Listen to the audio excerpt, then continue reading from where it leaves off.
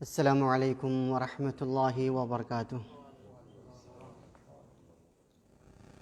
الله أكبر الله أكبر الله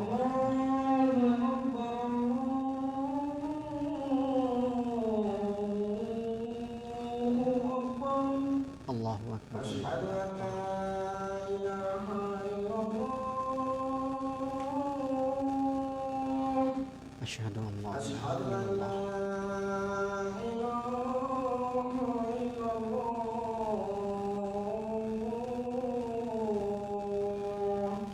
أشهد أن لا إله أشهد إلا الله أن محمدا رسول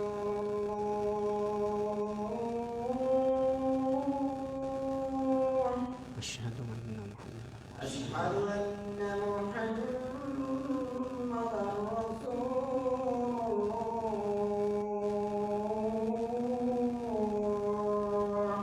أشهد أن حي محمدا على رسول الله الصلاة لا حول ولا قوة حي إلا على بالله الصلاة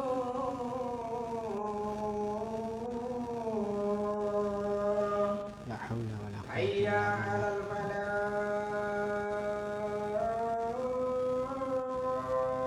لا حول ولا قوة حي إلا على بالله الفلاح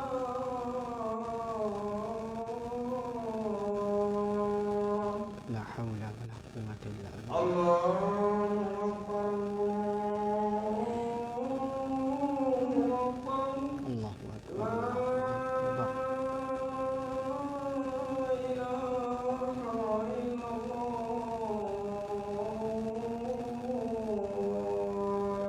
لا إله إلا الله. اللهم صل على محمد وعلى آل محمد كما صليت على إبراهيم. اللهم بارك على محمد وعلى آل محمد كما باركت على إبراهيم وعلى آل إبراهيم.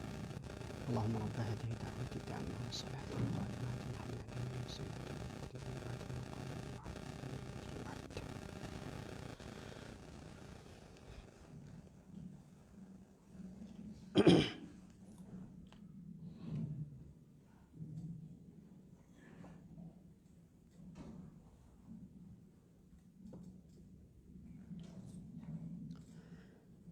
إن الحمد لله نحمده ونستعينه ونستغفره ونعوذ بالله من شرور أنفسنا ومن سيئات أعمالنا. من يهده الله فلا مضل له ومن يضلل فلا هادي له. وأشهد أن لا إله إلا الله وحده لا شريك له. وأشهد أن محمدًا عبده ورسوله أرسله بالحق بشيرًا ونذيرًا. أما بعد، فإن خير الحديث كتاب الله، وخير الهدي هدي محمد صلى الله عليه وسلم، وشر الأمور محدثاتها، وكل محدثة بدعة، وكل بدعة ضلالة، وكل ضلالة في النار. أعوذ بالله من الشيطان الرجيم. يا أيها الذين آمنوا اتقوا الله حق تقاته ولا تموتن إلا وأنتم مسلمون. يا أيها الناس اتقوا ربكم الذي خلقكم من نفس واحدة وخلق منها زوجها وبث منهما رجالا كثيرا ونساء. واتقوا الله الذي تساءلون به والأرحام إن الله كان عليكم رقيبا. يا أيها الذين آمنوا اتقوا الله وقولوا قولا سديدا يصلح لكم أعمالكم ويغفر لكم ذنوبكم، ومن يطع الله ورسوله فقد فاز فوزا عظيما. وقال الله تبارك وتعالى في موضع آخر: لقد كان لكم في رسول الله أسوة حسنة. وقال النبي صلى الله عليه وسلم تبسمك في وجه أخيك صدقة رب اشرح لي صدري ويسر لي أمري واحلل عقدة من لساني يفقه قولي۔ برادران اسلام، معزز سامعین، بزرگوں، دوستوں اور ساتھیوں، آج کے خطبہ جمعہ کے اندر میں انداز تربیت کے موضوع پر لب کشائی کرنے کی سعادت حاصل کروں گا۔ اللہ تبارک و تعالیٰ سے دعا ہے کہ الہ العالمین تو مجھے اپنی بات کہنے کی توفیق عطا فرما اور مجھے اور آپ سب کو کہنے سننے سے کہیں زیادہ ان باتوں پہ عمل کرنے کی توفیق عطا فرما۔ پیارے بھائیوں اور بہنوں، آج اپنی ذہنیت کو بدلنے کی ضرورت ہے۔ ایک انسان صبح سے شام کرتا ہے اور شام سے صبح کرتا ہے۔ ایک انسان کا جو معمول ہے، صبح کرنا، شام کرنا، کھانا کھانا، کپڑا پہننا، بال سنوارنا، آپ کے جو معمولات ہیں، ڈیوٹی کے لیے گھر سے جانا، گھر میں داخل ہونا، اگر انسان کوشش کرے تو انہی چیزوں میں نبی کریم صلی اللہ علیہ وسلم کی سنت کی پیروی کر سکتا ہے، اور بالخصوص ماں اور باپ اپنے گھر کے بچوں کی اچھی تربیت بھی کر سکتا ہے۔ بس فرق کیا ہے کہ اپنے مزاج کو بدلنے کی ضرورت ہے، اور اپنے اعمال کو دنیا سے نہیں بلکہ پیارے نبی محمد الرسول اللہ صلی اللہ علیہ وسلم کی سیرت سے، آپ کی زندگی سے، آپ کی سنت سے جوڑنے کی ضرورت ہے۔ اور میں چند مثالیں آپ کے سامنے پیش کرتا ہوں، اور یہ عام سی باتیں ہیں، کوئی نئی باتیں نہیں، عام سی باتیں ہیں، آپ سمجھتے ہیں بس پریکٹیکل نہیں کر پاتے۔ میں چاہتا ہوں کہ آپ آج کا خطبہ سماعت کر کے اسے پریکٹیکل کرنے کی کوشش کریں، بالخصوص ماں اور باپ۔ پہلی مثال، جب ماں رات میں اپنے بچوں کو سلاتی تو کیا کہتی؟ بیٹا جلدی سو جاؤ، صبح اسکول جانا ہے۔ یا اگر شوہر ہے تو جلدی سو جائیے، صبح آپ کو ڈیوٹی جانا ہے۔ ہم اس طرح سے ہماری سوچ بنی ہے، اگر ہم چاہیں تو اسی سوچ کو تبدیل کریں کہ بیٹا جلدی سو جاؤ، صبح اٹھ کے فجر کی نماز پڑھنی ہے۔ ایسا کر سکتے کہ نہیں کر سکتے؟ ضرور کر سکتے۔ اور میں یہ بتلا دوں کہ ڈیوٹی جانے سے روزی روٹی ملے گی، اسکول جانے سے آپ کو علم ملے گا۔ روزی روٹی کا خزانہ کس کے پاس ہے؟ اللہ کے پاس ہے۔ علم کا خزانہ کس کے پاس ہے؟ اللہ تعالیٰ کے پاس ہے۔ لہذا ہمیں چاہیے کہ ہم اپنے بچوں کو یہ تربیت دیں کہ بیٹا جلدی سو جاؤ، صبح فجر کی نماز کے لیے اٹھنا ہے، اور اسے یہ بتائیں کہ میرے پیارے نبی محمد الرسول اللہ صلی اللہ علیہ وسلم کا ارشاد گرامی ہے کہ اگر کوئی انسان فجر کی 2 رکعت سنت پڑھ لے، فجر کی 2 رکعت سنت، تو یہ سنت دنیا اور دنیا میں جتنی نعمتیں ہیں تمام چیزوں سے بہتر ہے۔ اس کا مطلب ہے کہ اگر جو انسان فجر کی نماز پابندی سے پڑھتا ہے، سنت کا اہتمام کرتا ہے، وہ دنیا کا سب سے بڑا مالدار ہے، اور دنیا کی ساری نعمتیں اسی قدموں میں نچھاور ہیں۔ لہذا ہمیں اپنی سوچ کو بدلنا ہے اور بچے سے یہ تعلیم دینا ہے کہ بچہ بیٹا جلدی سو جاؤ، صبح آپ کو فجر کی نماز باجماعت پڑھنی ہے، نمبر 1۔ نمبر 2، جب ماں اپنے بچوں کو اسکول بھیجتی ہے یا گھر سے باہر بھیجتی ہے تو اسے کپڑا پہناتی ہے، بال سنوارتی ہے، بہت سی چیزیں ہوتی ہیں۔ تو جب آپ اپنے بچے کے سر میں یا بچے کے بال میں کنگھی کریں، اس میں تیل لگائیں، انہیں بناؤ سنگھار کریں، تو آپ اپنے بچے سے کہیں کہ بیٹا بالوں کو سنوارنا، بالوں میں کنگھی کرنا، بال میں مانگ پھاڑنا، یہ پیارے نبی محمد الرسول اللہ صلی اللہ علیہ وسلم کی سنت ہے۔ اور میں 2 دلیل پیش کرنا چاہتا ہوں۔ دلیل نمبر 1، آپ صلی اللہ علیہ وسلم فرماتے ہیں من کان لہ شعر فلیکرمہ، کہ جس کے سر میں بال ہے وہ بال کی حفاظت کرے، بال کا احترام کرے۔ احترام کا مطلب کیا ہے کہ آپ بال کو آپ صابن سے صفائی کریں، تیل لگائیں، بال کو سنواریں۔ اب ایسا نہیں کہ بالکل جیسے ہندوؤں کے جو بابا لوگ ہوتے ہیں کبھی سر میں کنگھی نہیں کرتے، تیل نہیں لگاتے، اسلام میں ایسا نہیں، بلکہ اسلام میں کیا ہے کہ آپ اپنی شکل صورت کو سنوارنا ہے، بال کو بھی سنوارنا۔ اور یہ کس کی سنت ہے؟ پیارے نبی محمد الرسول اللہ صلی اللہ علیہ وسلم کی سنت ہے۔ اور دوسری حدیث میں آتا ہے کہ جب نبی صلی اللہ علیہ وسلم اپنے بالوں کو سنوارتے تھے تو بالکل سر کے بیچ والے حصے میں آپ اس طرح سے مانگ پھاڑتے تھے۔ یہ نبی کریم صلی اللہ علیہ وسلم کا عمل ہے۔ تو ہمیں چاہیے کہ ہم خود بھی سنت پہ عمل کریں، گھر میں مرد خود بھی عمل کرے، خواتین خود بھی عمل کرے، اور اپنے بچوں کو تربیت دیں کہ بالوں کو سنوارنا، بالوں میں کنگھی کرنا، سر میں تیل لگانا، بالوں کا احترام کرنا، یہ پیارے نبی محمد الرسول اللہ صلی اللہ علیہ وسلم کی سنت ہے۔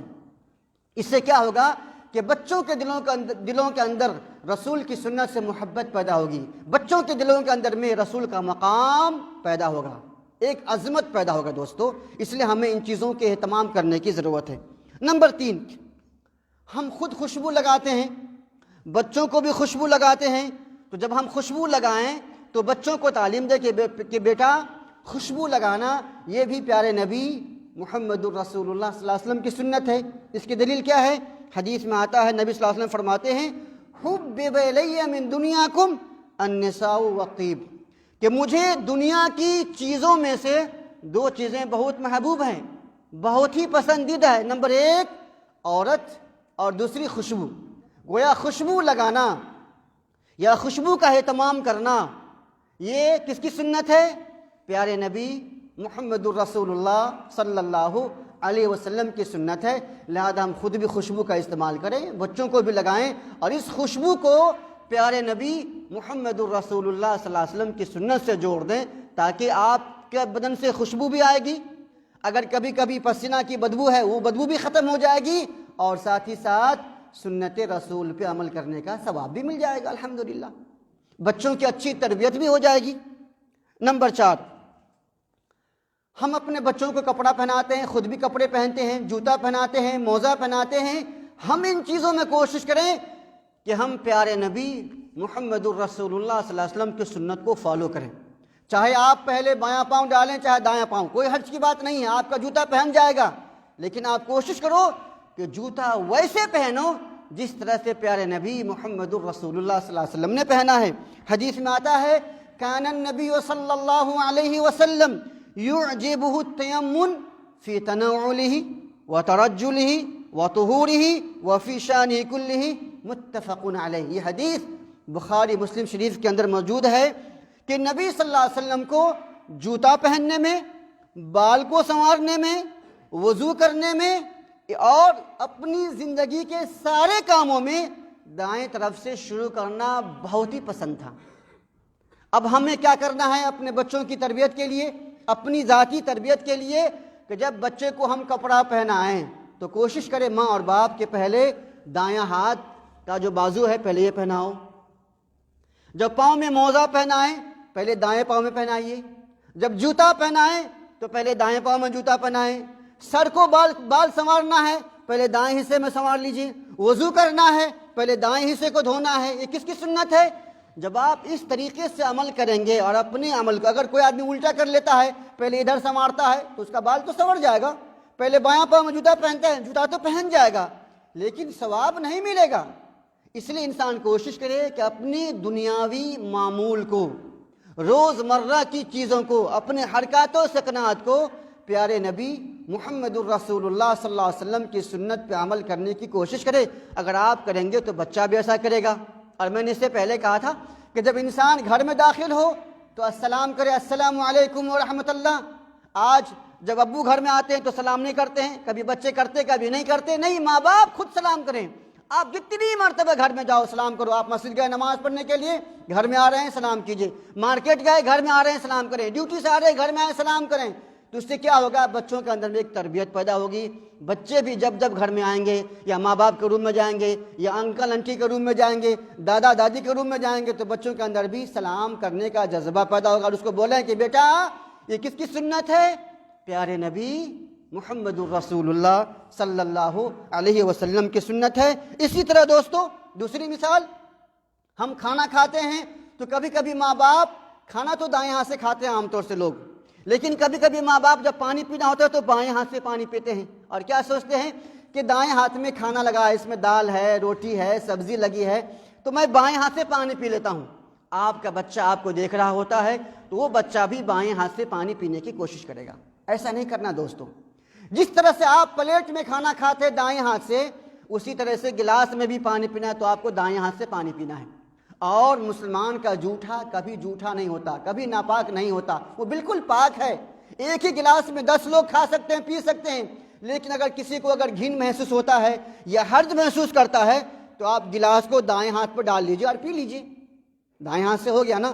لیکن بائیں ہاتھ سے پکڑ کے پینا، بہت سے لوگ ایسے کر لیتے ہیں، یہ ہاتھ اس میں ٹچ بھی نہیں ہوتا، وہ ہاتھ صرف نیچے رہتا ہے اور وہ بائیں ہاتھ سے پیتا ہے۔ ایسا ہمیں نہیں کرنا، بلکہ دائیں ہاتھ سے کھانا بھی کھانا ہے، دائیں ہاتھ سے پانی بھی پینا ہے، اور بچوں کو یہ بتلانا ہے کہ دائیں ہاتھ سے کھانا کھانا، دائیں ہاتھ سے پانی پینا، یہ پیارے نبی محمد الرسول اللہ صلی اللہ علیہ وسلم کی سنت ہے، اور آپ نے بائیں ہاتھ سے کھانا کھانا اور پینے سے منع فرمایا ہے۔ اور وہ حدیث بہت ہی مشہور ہے کہ آپ نے ایک چھوٹے سے بچے سے کہا تھا، یا غلام سم اللہ، اے بچے سب سے پہلے بسم اللہ کہو، وَكُلْ بِيَمِينِكَ، اور اپنے دائیں ہاتھ سے کھاؤ، وَكُلْ مِمَّا يَلِيكَ، اور اپنے سامنے سے کھاؤ۔ تو یہ دوستو یہ انداز تربیت ہے۔ آپ اگر چاہیں تو اس طرح سے بھی اپنے بچوں کا، جب سے بچہ سو کے اٹھا ہے یا جب سے بچہ سویا ہے، جب تک کہ وہ سو نہ جائے، زندگی کے سارے معاملات کے اندر، اپنے سارے حرکات کے اندر، سکنات کے اندر میں آپ کوشش کرو کہ اپنے سارے اعمال کو پیارے نبی محمد الرسول اللہ صلی اللہ علیہ وسلم کی سنت سے جوڑنے کی کوشش کرو۔ اس طرح سے بچوں کے دلوں کے اندر میں بچپن سے نبی کی محبت، سنت کی محبت، اور جب وہ ایک چیز وہ سیکھ لے گا تو مرتے دم تک وہ اسی طرح سے عمل کرتا رہے گا انشاءاللہ۔ آج جو بچہ ماں باپ کے ساتھ فجر کی نماز پڑھنے مسجد میں آتے ہیں، وہ بچہ مرتے دم تک فجر کی نماز مسجد میں پڑھتا رہے گا۔ لیکن جو بچہ 10 سال کا ہو گیا، 20 سال کا ہو گیا، شادی ہو گئی، اب 18 سال تک کبھی باجماعت فجر کی نماز کے لیے مسجد میں نہیں گیا دوستو، تو وہ شادی کے بعد بھی نہیں جائے گا، تو اس کی عادت ہی نہیں جانے کی۔ یہ غلطی کس کی ہے؟ یہ غلطی ماں باپ کی ہے، یہ غلطی پیرنٹس کی ہے، اور قیامت کے دن آپ سے ان چیزوں کے بارے میں سوال کیا جائے گا۔ لہذا ہمیں اپنی تربیت خود سے کرنی ہے۔ اسی طرح دوستو جب آپ بچے کو مدرسہ بھیجتے ہیں تو مدرسہ بھیجتے وقت آپ بچے سے کہیں کہ بیٹا یہ مدرسہ جا کے پڑھنا گویا کہ یہ جہاد کرنا ہے، گویا کہ یہ جنت کے راستے کے لیے چل پھرنا ہے۔ اور دلیل سنائیں کہ نبی صلی اللہ علیہ وسلم نے فرمایا ہے، من سلک طریقا یلتمس فیہ علما سہل اللہ لہ طریقا الی الجنہ، کہ جو انسان علم دین سیکھنے کے لیے گھر سے نکل جاتا ہے، اللہ تعالیٰ اس کے لیے جنت کے راستے کو آسان فرما دیتا ہے۔ تو آپ بچے کو سکھائیں، یہاں تک کہ آپ مسجد میں آتے ہیں درس سننے کے لیے، کسی مسجد میں جاتے ہیں تقریر سننے کے لیے، جمعہ سننے کے لیے، خطبہ سننے کے لیے، جلسہ میں جاتے ہیں، تو آپ یہ سوچو کہ گویا آپ دین سیکھنے کے لیے گھر سے نکلے ہوئے ہیں اور آپ اللہ تعالیٰ کے راستے میں جا رہے ہیں، اور اللہ تعالیٰ اس کے ذریعے سے آپ کے لیے جنت کے راستے کو آسان فرمائے گا۔ تو اس طرح سے کیا ہے تو سنت کا جذبہ دل میں پیدا ہوگا۔ اسی طرح دوستو ہم گھر میں مسکراتے ہیں، بات چیت کرتے ہیں، مسکراتے ہیں، اس وقت بھی بچے کو سکھانے بیٹا جب بات چیت کرو تو مسکراؤ، ایک دوسرے سے ملاقات کرو تو مسکراؤ۔ کیوں؟ کیونکہ نبی کریم صلی اللہ علیہ وسلم کا فرمان ہے، تبسمک فی وجہ اخیک صدقہ، اگر آپ اپنے بھائی کے لیے مسکراتے ہیں تو یہ بھی ایک صدقہ ہے، یہ بھی ایک نیکی ہے۔ اور نبی صلی اللہ علیہ وسلم کے بارے میں ہے کہ اگر آپ سے کوئی دشمن بھی آپ سے ملتا تو آپ کا چہرہ کھل جاتا، اندر سے تکلیف ہوگی، وہ دشمن ہے آپ کا، لیکن آپ کے چہرے پہ ایک اثر ہونا چاہیے کہ بھائی ہمیں آپ سے کوئی تکلیف نہیں ہے۔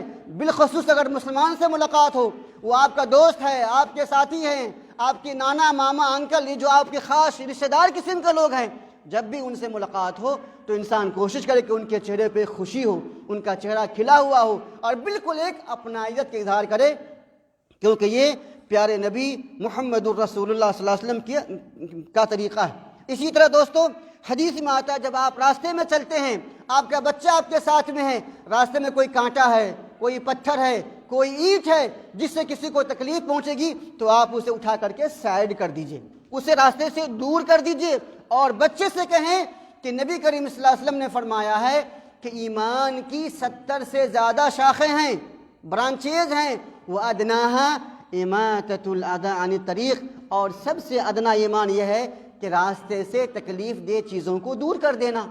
اب وہ بچہ کیا سمجھے گا کہ اس کا اسلام کتنا بہترین دین ہے، کتنا بہترین مذہب ہے کہ راستے سے تکلیف دہ چیزوں کو دور کر دینا یہ بھی صدقہ ہے۔ یہ بھی نیکی ہے۔ تو اس طرح دوستو کیا ہوگا کہ بچوں کے دلوں کے اندر میں اسلام کی عظمت پیدا ہوگی، نبی کی عظمت پیدا ہوگی، نبی کی محبت پیدا ہوگی، اور بچپن سے ہی سنت پہ عمل کرنے کا ایک جذبہ پیدا ہوگا۔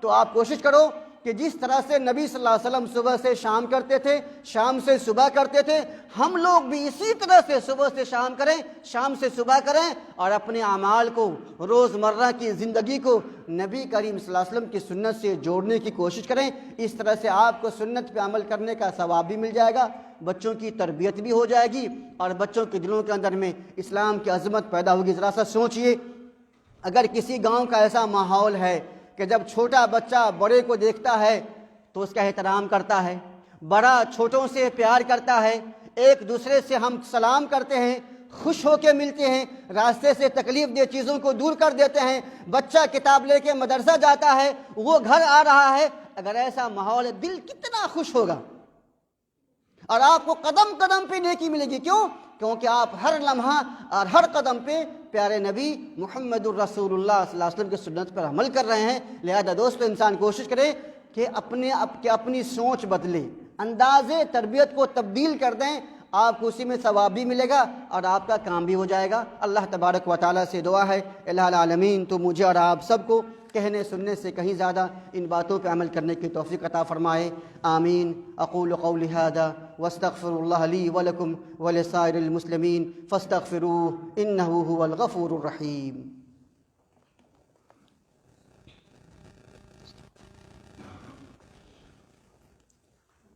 الحمد للہ وحدہ والصلاة والسلام على من لا نبي بعده وعلى آله وصحبه أجمعين، أما بعد، إن الله وملائكته يصلون على النبي يا أيها الذين آمنوا صلوا عليه وسلموا تسليما، اللهم صل على محمد وعلى آل محمد كما صليت على إبراهيم وعلى آل إبراهيم إنك حميد مجيد، اللهم بارك على محمد وعلى آل محمد كما باركت على إبراهيم وعلى آل إبراهيم إنك حميد مجيد، وارض الله عن الخلفاء الراشدين وعن الصحابة أجمعين وعنا معهم بمنك وكرمك يا أكرم الأكرمين۔ اللهم أعز الإسلام والمسلمين، اللهم أعز الإسلام والمسلمين، اللهم أعز الإسلام والمسلمين وأذل الشرك والمشركين، اللهم انصر المجاهدين في كل مكان، اللهم انصرهم في كل مكان، ربنا آتنا في الدنيا حسنة وفي الآخرة حسنة وقنا عذاب النار۔ عباد الله رحمكم الله، إن الله يأمر بالعدل والإحسان وإيتاء ذي القربى وينهى عن الفحشاء والمنكر والبغي يعظكم لعلكم تذكرون، اذكروا الله يذكركم وادعوه يستجيب لكم ولذكر الله تعالى أولى وجل وأهم وأكبر۔